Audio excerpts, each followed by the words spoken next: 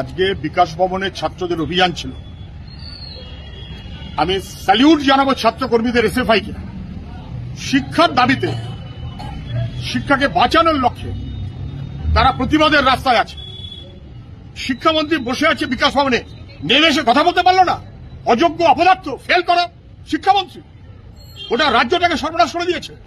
আর যারা জেলে যাদের থাকার কথা তাদের হাতে এখন ব্যাটন।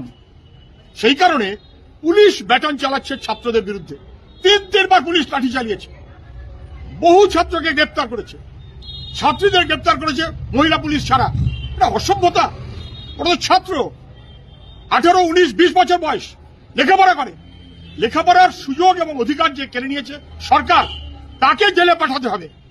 এবং ছাত্ররা সেই লড়াইটা অবশ্যই এগিয়ে নিয়ে যাবে, কেউ ঠেকাতে পারবে না। আমি ছাত্রদের স্যালিউট জানাচ্ছি। আন্দোলনের পথেই দাবি আদায় করার কোনো বিকল্প নেই।